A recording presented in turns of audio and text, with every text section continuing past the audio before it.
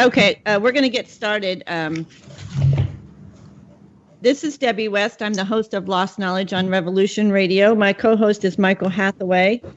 We air every Saturday at 2 p.m. Central Time on Revolution Radio Studio A.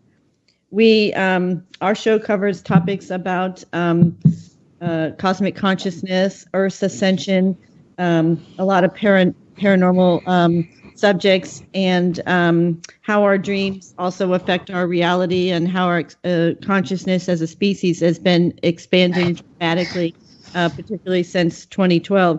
So I'd like to introduce our guests today. Our guests are Trish and Rob MacGregor. They, between the two of them, have published, 50 or 60 books, just an incredible library of information. They have been professional writers for 30 years.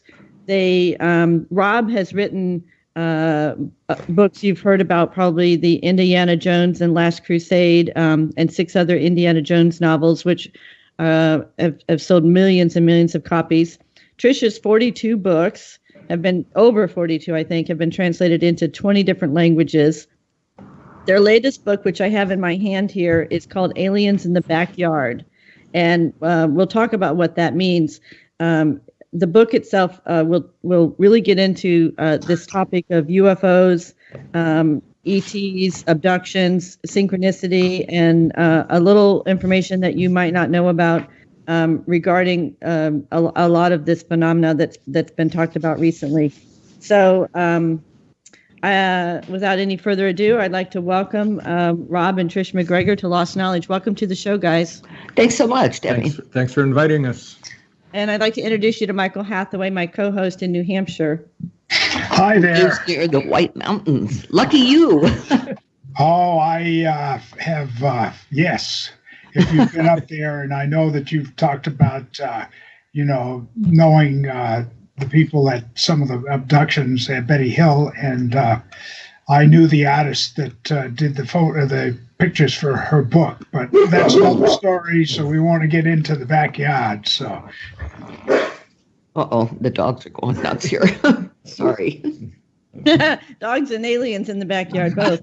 That's what they're So before the show, Rob and Trish and I spoke briefly, and we talked about synchronicity, and they've written so many books on synchronicity, Synchronicity on the Other Side, Secrets of Synchronicity, the Synchronicity Journal, many more. Yeah, it's a grand theme that runs through their writing.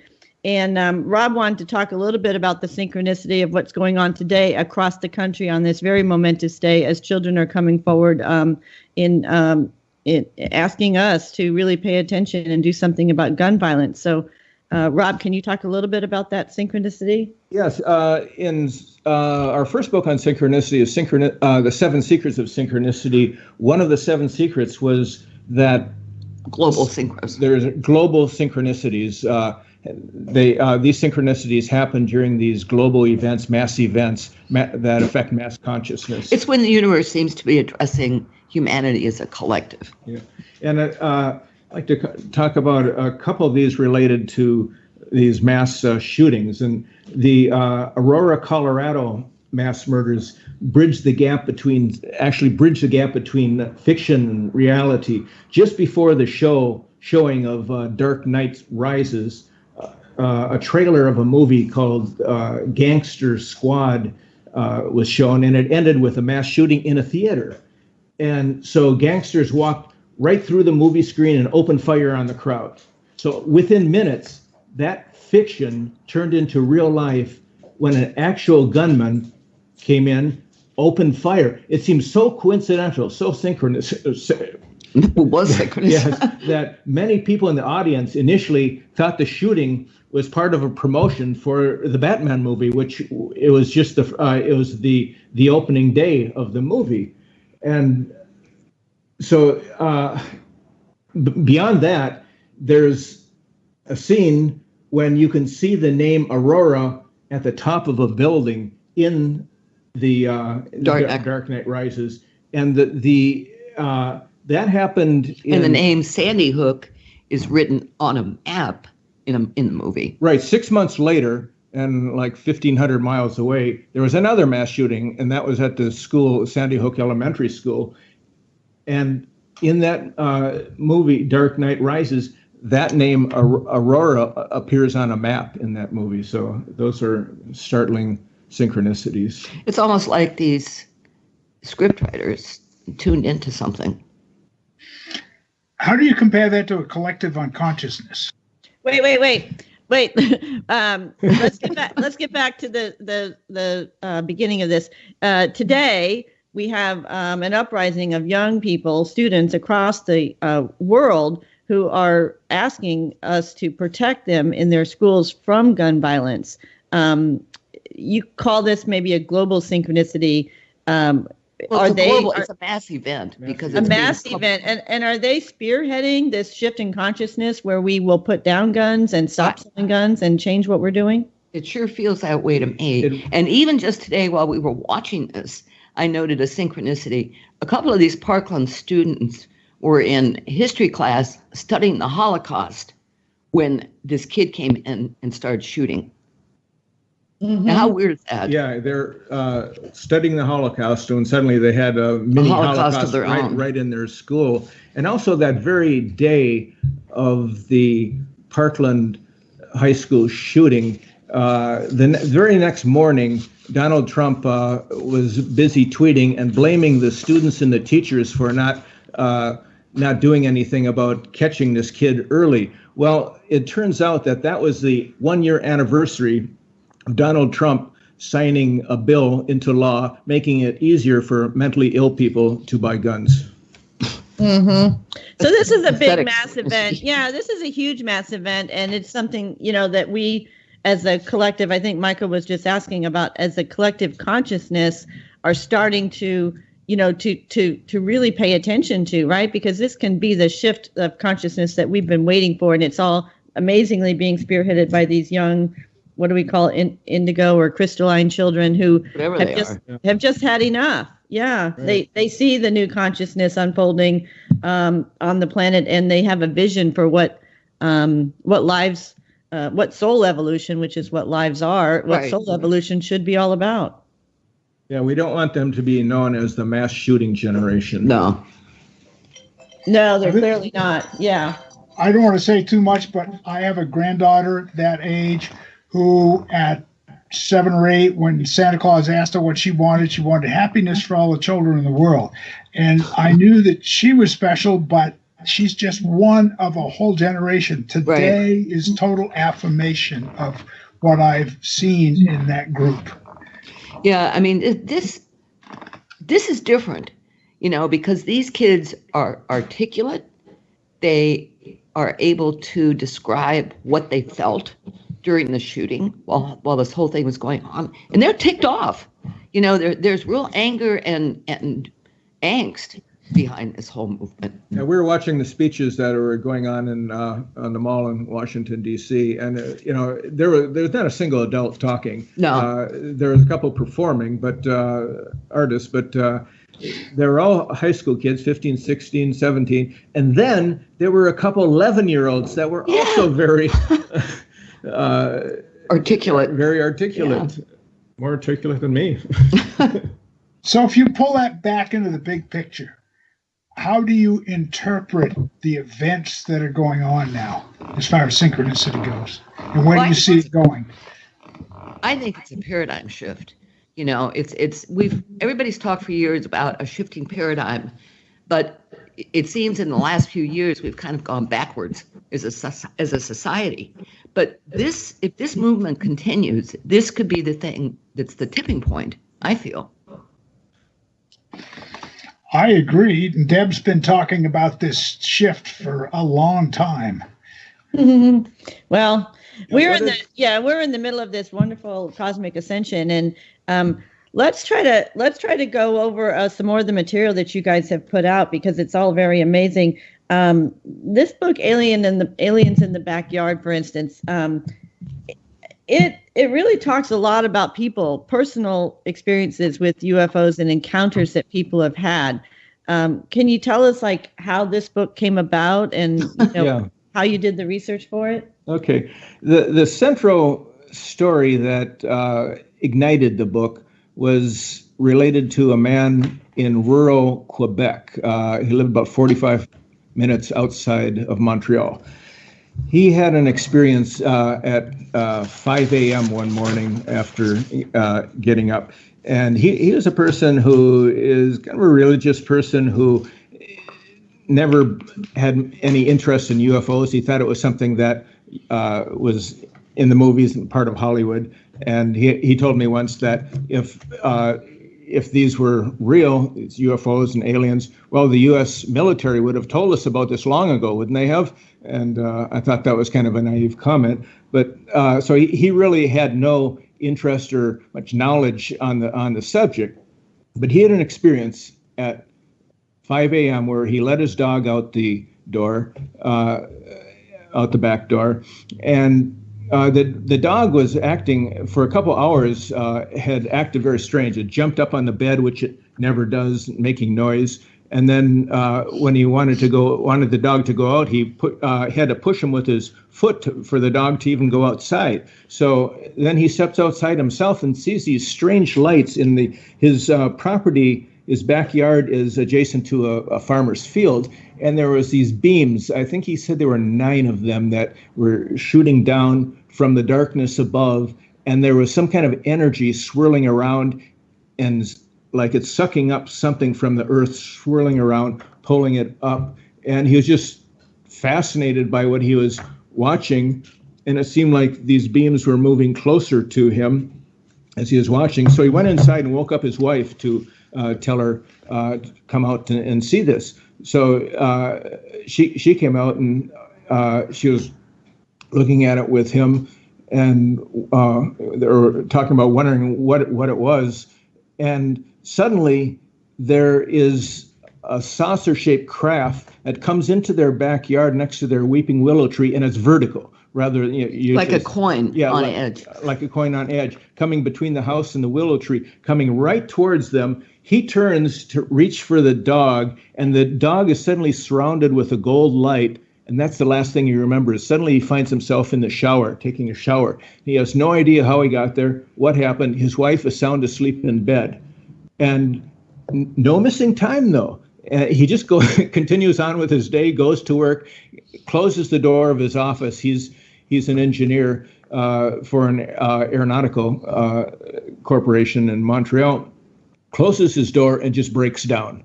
And after that, he had a very, very tough time. And so he went home, and then he went over to his next door neighbor's house. He didn't know the next door neighbors very well because they weren't very close to him. It would be like a block away, walking over to them. And he knew they got up early too. And he said, "Did you see anything?" He knocked on the door and talked to the man. He said, "Did you see anything this morning?" And he kind of shakes his head. "No, what are you talking about?" And then his wife calls from the background and says, what was the name that we used for him? He doesn't want his real name. Oh, Charles. Yeah, Charles. Charles, did you see a UFO this morning? And he's startled. And what are you talking about? I saw something. I don't know what it was. And she said, "I bet I know you saw a UFO." And he said, "Is that what you saw?" And he said, "No." She said, "No. But 2 weeks ago, this crazy cousin I have who says he's a medium called me up and says, 'You're going to see a UFO in your backyard in a couple of weeks.' I didn't, but you did." And he just turned around, said, thanked him, and walked away, and very puzzled by this. And then after that, everywhere he would go, he would run into this couple. He would go to a grocery store, a restaurant, a shopping center 20 miles away from the house, and there they would be. And they said, "Are you following us, Charles?" And I said, "I thought you were following me." It's all these synchronicities. So he went to a bookstore in Montreal, and he rarely went to bookstores because his job involves reading all the time during the day. But he went to this bookstore, went to the New Age section, and pulled a book about synchronicity off the bookshelf and took it home and started reading. So then he did. He Googled the authors. He Googles the authors, and what comes up is an image of a UFO shooting beams down into a field, and he said that's exactly what I saw. And these people put this image up, and so he said he had to contact those people. Well, those people were us, and the book was 7 Secrets of Synchronicity, which it sold in French. Yeah, and there's a French. He picked up a French edition, and so that's how we met him. That was the beginning of the initiation of that book. And the weird thing, we did, I think it was 9 posts on his story, and with each post, we got all these government hits from the FBI, the NSA, you name it, they came on looking for information, Homeland Security. Then the Royal Canadian Mounted Police spent 8 hours on our blog one day doing whatever. So somebody had been assigned to research this case in the Royal Canadian Mounted Police. And so and I mentioned that to Charles, and I said, I get this image of cops on horses chasing UFOs. And he laughs and says, no, they're more like the FBI. They're not on horses anymore. Hello? You know what? I don't think you're kidding. Hello? We lost the call. It says coming current call. What happened there? Did we lose that? Yeah. Hello?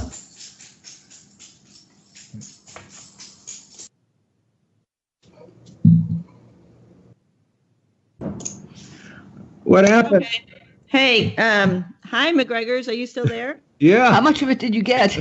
Well, I don't know, but I'm sure it was all wonderful. I lost my power for 1 second. Michael, are you back? I'm back too. Oh, sorry. So I hope you guys told everybody some really interesting things about. Yes.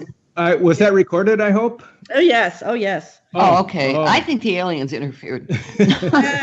Well, I'll tell you, reading your material, it astounded me to see that a National Geographic poll says that 36% of Americans believe now that aliens exist.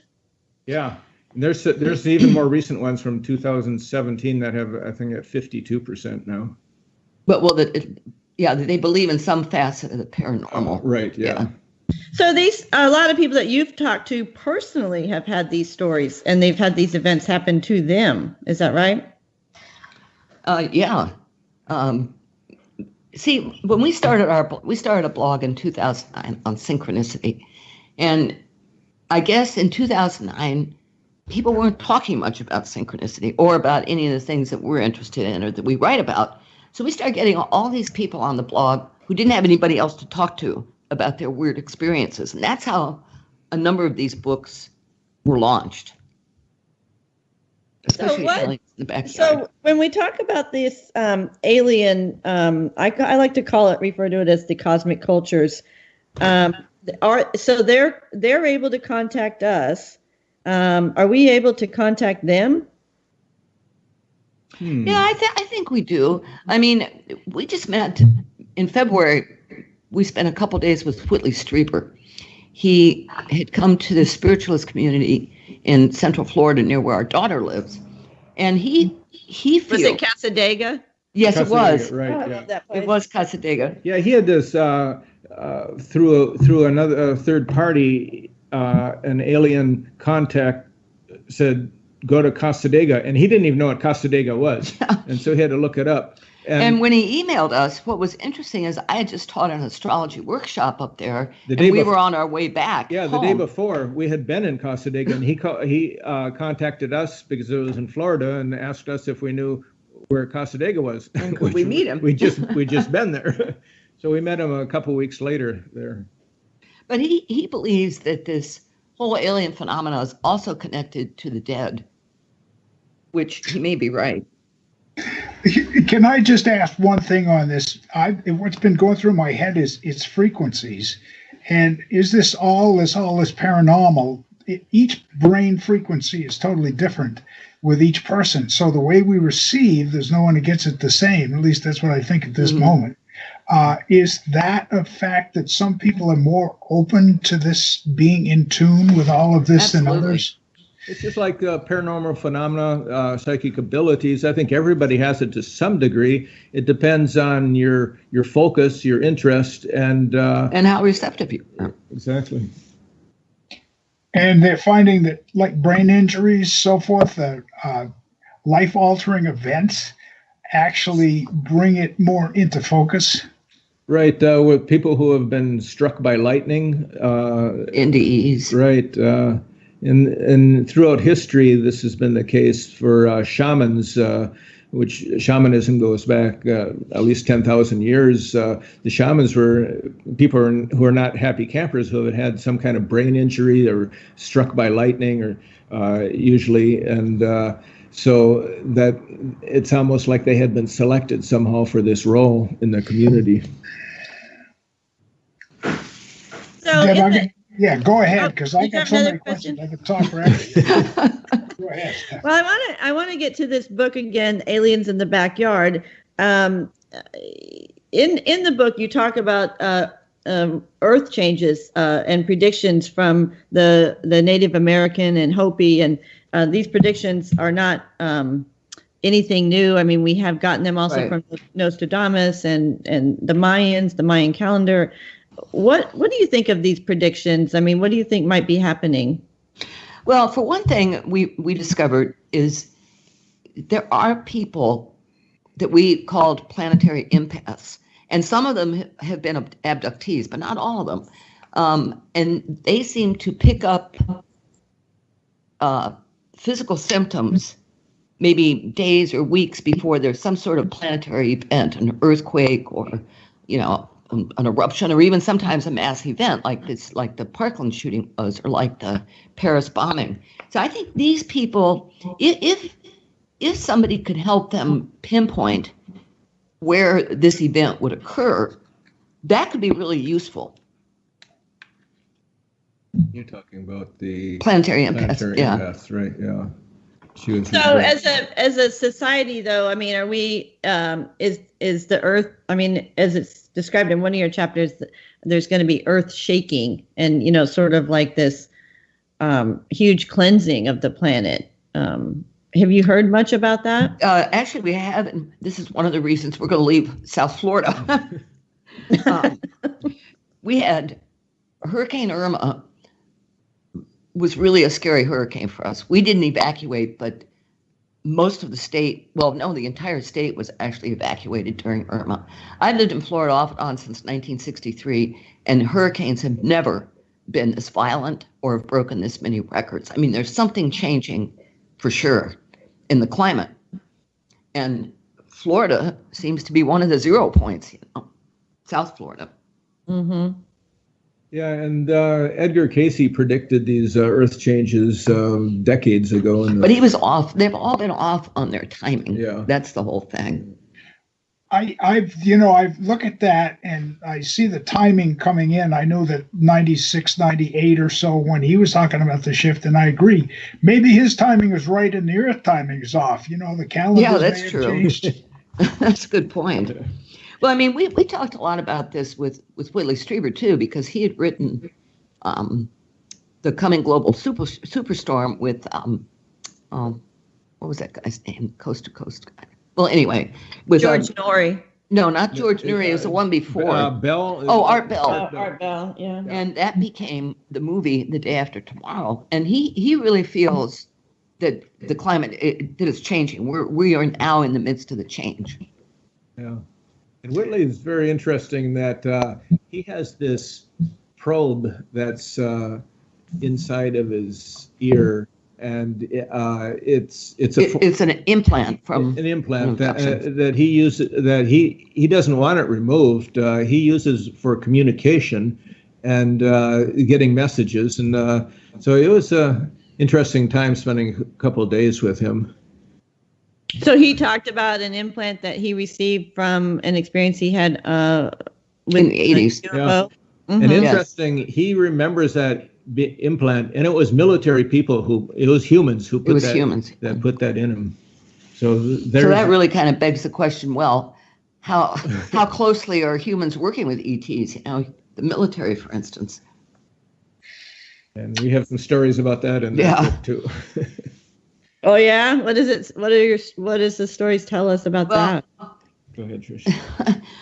One of the women who was one of the first visitors to our blog used to be a hospice nurse, well educated, but she has been abducted since she was a kid.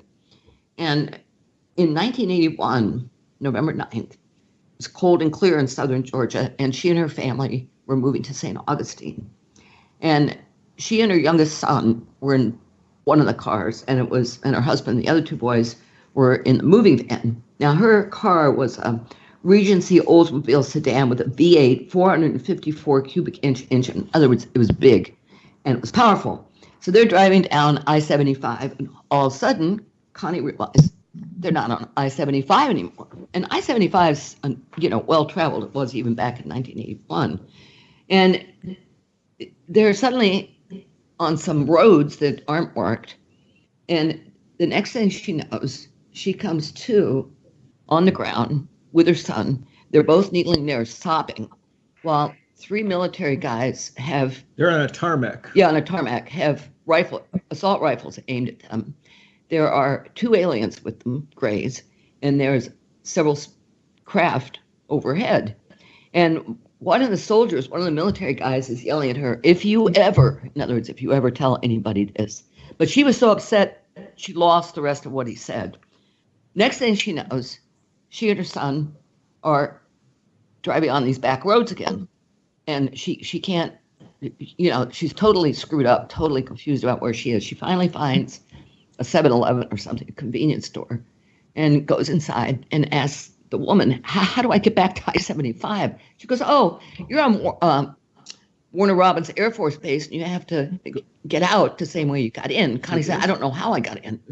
But anyway, she eventually found her way back out to I-75 and arrived in St. Augustine 3 hours after her husband did. Now, he was frantic. There was no cell phones in those days, nothing, no way to communicate. He was with the truck with all the furniture ahead of... And the other two sons. Yeah. And they just lost track of her completely, and she arrived 3 hours later. So how do you explain something like that? There you have military humans with grays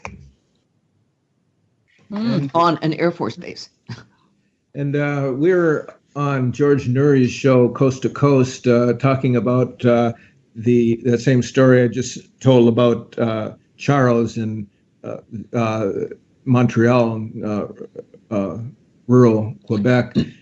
And there was a man, after that, a man from Montreal contacted us, and he said he was surprised to find out that somebody else in Quebec, in the Montreal area, has also had these experiences, because he's had a whole series of them through his life since he was a child, which he started telling me in a whole series of emails. And one of them involved being in some kind of cave-like setting where there were a number of people that were on like stretchers, but they were against the wall and strapped naked.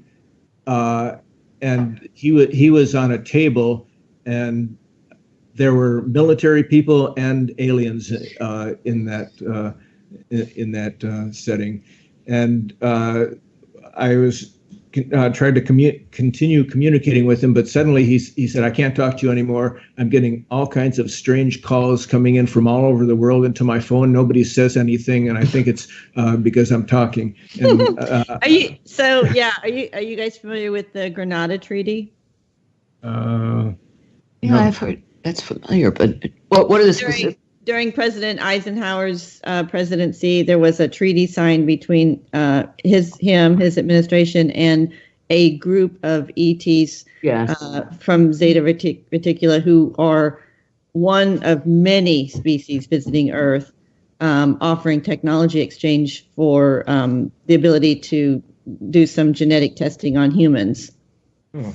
And well, that treaty is renewed every 10 years. Oh, really?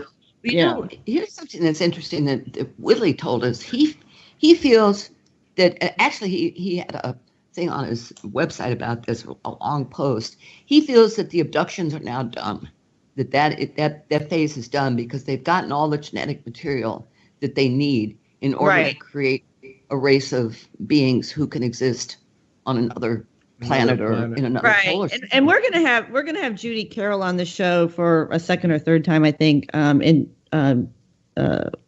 April 7th. She is a reincarnated alien Grey. If you haven't met her, her story's fascinating. And she and many other Greys will tell you that they live on in a very fascinating civilization. They live with the concept of the law of one, unity consciousness. Oh, right. Okay. It can be sort of like a hive mentality. It's different than what we have a lot of freedoms here that we don't always appreciate, but their civilization is very wise and loving and kind. What's her last name? Carroll, Carroll, Judy. Oh, Judy Carroll. Okay. She's written about the Greys, and I think because the Greys are very misunderstood. I mean, people hear abduction stories and they're horrific, and that's not the whole story, and so they want to share more of the story. And like you say, that phase of their projection, I think, into this reality is basically completed. The advancement of the civilizations in the galactic community is really to help Earth as we manifest through these enormous changes that we're experiencing, because we're becoming fifth dimensional. So Earth is progressing into a new cosmic reality. This is what has been foretold from the Mayan calendar, is that we would ascend into a higher dimension. And as a species, those of us who resonate at this higher frequency will continue on to evolve. Others may have to evolve somewhere else. Well, explain this to me. I'm sorry, just a quick question. If we're evolving, how did we get Trump as president? This baffles me. Well, I think that's baffling too. But part of that, I think, is from a duality perspective. We have to witness. We make it hard on ourselves, but we have to witness and experience our shadow, and we have to see what it is we don't want to manifest and what we don't want to feel, because it's a free will zone, right? So we have to see, feel, hear what we don't.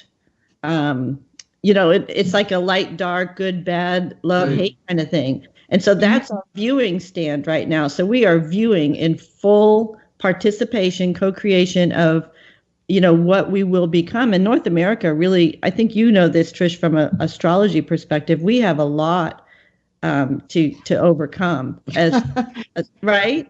Yeah, we do. I mean, just from a human perspective too. Always, the do-gooders. I mean, we have done our share, so we've got a lot of karmic debt in North America. Let's take today for an example. Okay, these kids, the marvelous miracles of knowing. Now, if the experience generally in this country had not been the way it was with other administration and so forth, would they have had as much of an incentive to have the voice that they do have? So being a part of this whole movement, and we're back to synchronicities again. We try to judge things before it's all it's like a snow globe. We try to figure it all out while it's all fuzzy, and it's after we get back away from it that we begin to really see. Yeah, it could be that we need somebody like Trump in there to lead us away from the shadow. Away from the shadow into something higher. Like when George W. Bush was president, we wondered, look at this guy, what is he doing attacking Iraq, and there's no torture and torture, and that led to Obama being president, and there probably would have never been a black man elected president if it wasn't for George W. Bush. I mean, he didn't live. I didn't think that Obama lived to his full potential as president, but it opened a door, and we'll see what comes next. Well, we live in fear of love. and my choice is the light. And if I can be that light or a piece of that light, then that's where I'm at. And I see that light really shining today. Got question, Deb, if I may sneak it in here. What was the beginning of your point of your shift, and why do you think you were chosen for that? And the second part is, in your fiction writing, do you find it's truer than fiction? Yes. One of the things we've written about in terms of synchronicity was, I think it was the fourth secret in Seven Secrets. It was called The Creative. And there are a lot of examples of creative people who have tapped into the future. In fact, we also wrote a book called Sensing the Future, which is about precognition, which is also a facet of synchronicity. But yeah, I've experienced where, back in the 90s, I wrote a book called Storm Surge. And the day I sent it off by snail mail to my editor, Hurricane Andrew was forming. 10 days later, it became a hurricane, slammed into Homestead, devastated it. And that's exactly what happened in my book. And people afterwards said, oh, well, she took Hurricane Andrew and just, used it for fiction. I said, no, that's not what happened. I wrote about the storm surge and the hurricane before Hurricane Andrew even existed. So does that answer your question? Tuning in. Yeah, it is. Well, the other part was, why do you think you were chosen to be the light that you are, spreading this knowledge out there? I've never really felt chosen. Selected? Well, I don't know. I learned about synchronicity, for instance, when I was still in college, and somebody handed me a copy of the I Ching and said, read the introduction to this. And Carl Jung wrote the introduction. I read it and I was just like totally intrigued. And that started my whole journey with synchronicity. Yeah. Trish and I have always been interested in mysteries of the unknown, in the paranormal, and it just seemed both of us going back to our childhood, and it just seemed to be a natural thing to be interested in. But as we grew up, we found out a lot of people, maybe most people, don't have any interest. And we lived in separate worlds where we would be reading all these books and having our own personal experiences, but we were kind of isolated because everybody around each of us had no interest in it, so it wasn't easy to talk about. And then I was working as a journalist, and one day I went to meet somebody teaching at Florida International University on a story I was working on, and it turned out to be Trish, and we hit it off, and we went out to dinner and afterwards, and she asked me, do you know what synchronicity is? And so that was, and he said he did, so I thought, okay, you're a keeper. So that was the beginning of things. And then we found out that we both had read all these Seth books by Jane Roberts, and we didn't know anybody else who had read those books and had any interest in the Seth material. So that was another point we knew we had some common interest, and we've been pursuing it ever since together. Aha, Deb, you there? Oh yeah. So getting back to this aliens in the backyard. So from what this is a short book. It's only, I don't know, 150 some pages. Yeah, and one of the things I've noticed doing interviews for 5 years, Michael and I have been doing these interviews on Lost Knowledge, and people that are writing now about aliens are coming from every facet of society and every part of the globe. They're from religion. Theologists are talking about how it fits into what they talk about. Scientists, from physicists to people in psychology, what have you. It's a very big issue. And you two just wrote, this book is very fascinating, and you've put a lot of information together, plus your study of dreams and synchronicity and the paranormal. What do you really think is happening? Are there all of these other cosmic civilizations who are interacting in and out of our dimension and in their own dimensions that we just somehow don't even acknowledge or know that they exist? Well, that's a possibility, and we're making connections. But one of the things I want to mention about this, though, is that on a deeper level, we're all interconnected. Everything is interconnected. The whole cosmos. Right. One tug on the thread of Indra's web. Indra's web. Indra's net, and ripples throughout consciousness, throughout the universe. And however, on the day-to-day, everyday world, it seems like everything is disconnected and not interconnected. People are divided. However, I think these children we are talking about, they are a point of connection, and what we're leading into is a time where there is going to be greater connection with everybody. But we've had to go through this period where it seems very disconnected. And as far as the alien go, most people are totally unaware of it or just dismiss it or ridicule it. But it's really the most important thing going, I mean, if just that larger picture that we're part, that there's civilizations, higher consciousness, and civilizations that have existed millions of years longer than ours, who are coming here, who have a whole total different perspective on things.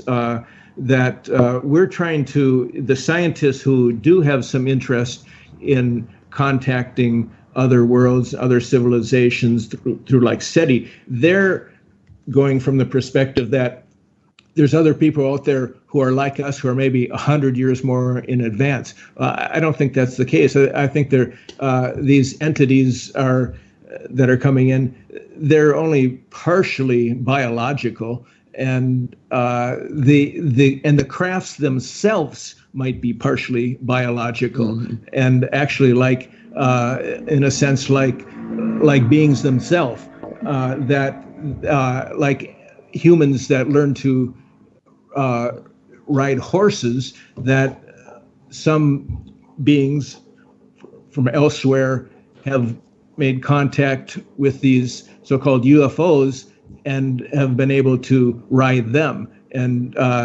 so if you look at it in that perspective, things are way beyond where we are. Yeah. Well, I know. And we've talked to, like, for instance, Thomas Reed, whose abduction experience in Massachusetts resulted in the Historical Society calling it a real incident in the town where it occurred. So, and that was written about a couple of years ago and appeared on the front page of the Boston Globe. Yeah. Well, the Reed incident. Yeah, the Reed incident is. It's a lot like. It's a lot like the Betty Hill story, a real experience where they have trace evidence of it happening and so on. And we still, even with the recent disclosure from the government of, this Black Ops spending. New York Times piece. Yeah. I think you were mentioning Leslie Kean's piece. We still don't seem to, as a society, ready to evolve to that next level of cosmic consciousness. We still have some resistance. Yeah. Well, one of the little criteria we use, we test out words and concepts on people at the dog park, since we have 2 dogs. So before we wrote the book on precognition, on sensing the future, Rob and I asked separate people at the dog park, hey, do you know what precognition is? Nobody knew. But when you say the word omen, premonition. Or premonition, then they got it. And I think it's the same thing with aliens. ETs belong in movies and in science fiction books. They don't belong in real life. I mean, people know we write about this stuff and they kind of laugh about it, but You know, But most people, I think, also believe that if there are aliens, they're out in space somewhere at another planet. But there's a greater likelihood, we think, that they're interdimensional. They're right here, but through another dimension. And there's places on the Earth where they can pass through, like the Bermuda Triangle, where there is conditions that open up like a black hole. Like a black hole that they can Time tunnel. Move through, coming through time and space. Yeah. So, Rob, you wrote In the Fog about the Bermuda Triangle. Is that kind of what? Mm-hmm. Yeah, and I have a new book out with the same co-author, Bruce Gernon, called Beyond the Bermuda Triangle that just came out a couple months ago. Oh my gosh. We'll have to do We'll have to do another whole separate show on that, because these portals of entry and exit on the planet are very fascinating. In fact, you probably already heard this, but the invasion of Iraq, there's a lot of rumors that was about a portal there in the Middle East. That's interesting. Mm-hmm. But Bush didn't know that. Mm-hmm. Oh yes, he did. He did? Oh yes, he did. No Yep. kidding. Yeah, and so a lot of what we have going on is, it's full of secrecies and deception and domination. And if we could get to that next level of consciousness and wake up to this reality of this enormous multidimensional universe of sentient life that we can actively participate in as we go through soul growth and soul evolution, which is the only reason for being alive. Everybody could, get to the next level so much faster. Talk about the afterlife, because that weaves into this whole concept, and you guys have talked so much about that too, the afterlife and how that fits into the whole equation. Well, we've got a book coming out this summer called Secrets of Spirit Communication, which also grew out of some of our other books that we write about. Like, are you both mediums? I just wanted to sneak that in. No, although we both had experiences, and we both had psychic moments. We both have abilities, but actually Trish is more of the psychic in terms of talking with people. She does it through astrology and tarot, and she does workshops. And when I first met her, she asked me when I was born, where I was born, time, and she didn't know me at all, and she just read me up and down, knew my whole life, and it just blew my mind, because I had, I was somebody who was open to astrology, but I didn't know much about it, and I was somewhat skeptical, because everything you learn in school is that it's all BS. Astrology is from the past, and it's something that has been dismissed and overridden by astronomy. But it's a form of divination, and Tricia's it's a good way to read people. Right, and so she uses it as a tool, as she does with the tarot, and reads people. I do dictionary readings for myself. These are pretty accurate, though. I didn't want to get away from Deb's original question, which of course I did when I asked that. No, I just wanted to hear them talk a little bit about the afterlife. I know that. Yeah. They have. But there are a lot of synchronicities associated with the afterlife. For instance, here's something that happened. In 2000, my mother had been in an Alzheimer's unit for 2 years, and my dad was living with us. And she had, on the day I was supposed to go over to the nursing home to move her into hospice, it was about 5:05, and Rob was at his desk. I was getting ready to leave, and he kind of zoned out, for a minute, and he saw my mother waving goodbye. And not 1 minute later, the nursing home called and said she had just passed away. So there's a case where she communicated with him, as she was leaving. Yeah, and I teach meditation workshops, and I do a couple, 2 or 3 a year, doing this for years. And one of them, there were a lot of people, there are usually 6-hour sessions that are once a week. And one of them, people were getting some spirit contact with loved ones that had passed. And as the last, as we ended the last session, which was on, I teach a variety of types of meditation and working with chakras and visualization. The last one was on shamanic meditation. And as it ended, just as I closed it, the lights went off in the room, and nobody was standing near the switch at all. And it it was just like there was some entity there that had just a force. It was the end of the session. It was the end of the workshop. Okay, lights out. Yeah, and it wasn't that the electricity hadn't gone on, because when we flipped it on, the lights came right back on. It just was the perfect timing of some force, some spirit. And it could have been one of our parents saying, "Okay, go home." Yeah. Let's talk for just synchronicity. We have a few minutes left, and I wanted to go back to this in the book "Aliens in the Backyard." You have a chapter in there that talks about the Betty and Barney Hill abduction that took place up in the White Mountains of New Hampshire, near where Michael lives. And during this experience, Betty actually produced a star map, and it was evaluated by a university professor and many other people. This star map showed trade routes, and it was from the vantage point of Zeta Reticula, and feels like it has authentic value. What did you guys think, talking to Betty about that? She still claimed that star map was true, that it was accurate. I mean, with Betty, if you go for a walk with Betty, like we did on one of the nights that we were spending together, everything is a possible UFO. But when she talks about her and Barney's abduction experience, that really happened. You can feel it in her voice, in the way she talked about that star map. I mean, she claims it's real. Those are the roots. I had a friend that did the drawings for the book that she had, and he worked with the hypnotist down at Harvard. He was telling me that one day they became friends because they were jazz fans. He was John Mack.